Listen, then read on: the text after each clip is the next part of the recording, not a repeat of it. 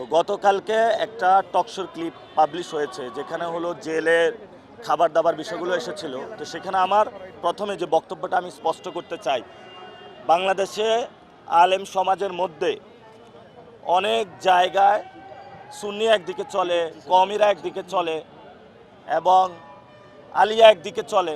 আমি আলিয়া মাদ্রাসায় পড়াশোনা করেছি, সুন্নি মাদ্রাসায় পড়াশোনা করেছি, তরিকার মাদ্রাসায় পড়াশোনা করেছি। আমার কাছে যেটা ক্লিয়ার আন্ডারস্ট্যান্ডিং, আমরা যে যে তরিকার হই না কেন সবাই একসাথে খাবো, সবাই একসাথে ফ্যামিলিতে চলাফেরা করব, বাংলাদেশে আমরা সবাই সৌহার্দ্যপূর্ণ অবস্থানে চলবো, এটাই ছিল আমাদের বাংলাদেশ।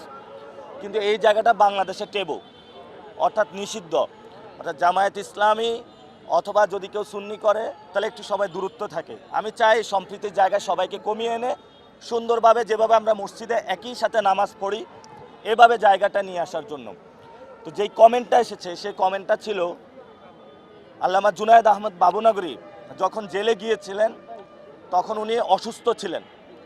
শহীদ আব্দুল কাদের সাহেব জেলে সবাইকে জন্য কই মাছ পাঠাইতেন, উনিও পাঠিয়েছিলেন। তো জুনায়েদ আহমদ বাবুনগরী পাশে যারা ছিল, এখানে জাসদের লোকও ছিল, জিএমবি সদস্যরাও ছিল। জেলে তো ওই সময় সব ধরনের লোকে থাকে, তো সবাই এটা কিরূপভাবে নেয়, উনি কিন্তু ওই সময় খাবারটা গ্রহণ করেন নাই, পরবর্তীতে গ্রহণ করেছেন। এবং তিনি এটা বলেছিলেন এটার মধ্য দিয়ে যে উনি ওনার দারাজ দিল, উনি কিন্তু হেফাজতের আন্দোলনে পুরো বাংলাদেশে সবাইকে নিয়ে এসেছিলেন, কোনো দল মত নির্বিশেষে যোগ দিয়েছিল। তো এটা নিয়ে সবাই বলছে মরহুম জুনায়েদ আহমদ বাবুনগরী রহমতুল্লাহ সম্পর্কে কমেন্টটা ঠিক হয়নি।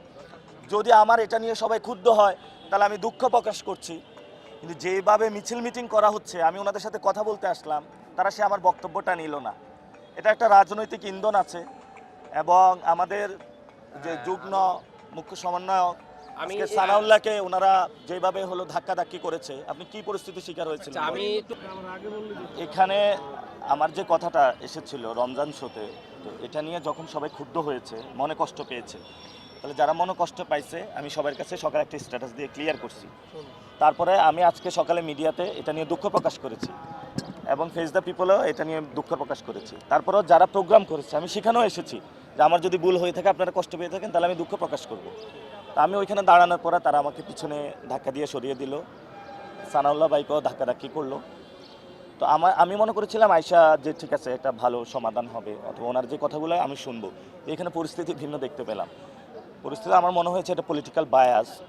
এবং যে প্রোগ্রাম ওনারা করেছিল আমাকে বলেছিল যে আপনি একটু দাঁড়ান, আমরা কথা শেষ করে আপনাকে কথা বলতে দিব, আপনি ক্ষমা প্রার্থনা করুন অথবা আপনি কথা বলবেন, যে কথাই বলবেন। সেটারও আমাকে সুযোগ দিল না, মিছিল নিয়ে বের হয়ে চলে গেল। এবং এখানে তো অনেক পরিচিত আলেম আছেন যাদেরকে আমি ভালো মনেই জানতাম এরই, এবং আমি এখনও তাদেরকে ভালো মনে করি। আমি পুরো বাংলাদেশে আলেম সমাজকে অনেক শ্রদ্ধা করি এবং আমি নিজেও কওমি মাদ্রাসায় পড়াশোনা করেছি। আমি আলেম ওলামাদেরকে সবাইকে বলি মহব্বতে কাজ করার জন্য এবং আলেম ওলামাদের অধিকার প্রতিষ্ঠায় কাজ করার জন্য। আমি তো সবসময় লাউড ভয়েসে কথা বলে থাকি এটা নিয়ে। তো দুই একটা কথা তো কষ্ট হইতেই পারে, কিন্তু কষ্ট হলে আমি আসছি তাদের কাছে, কিন্তু তারা সেই সুযোগটা আমাকে দিল না। এটা পলিটিক্যাল বায়াসনেস মনে হচ্ছে এটা। আচ্ছা, আমাদের ফরাইজি ভাই আসছেন, উনি আসলে আমাদেরকে নাসির ভাইকে ওখানে ক্ষমা প্রার্থনার জন্য সুযোগ তৈরি করে দেওয়ার জন্য খুব চেষ্টা করছেন। উনি চেষ্টা করছেন, উনি প্রোগ্রামের আয়োজক ছিলেন। উনি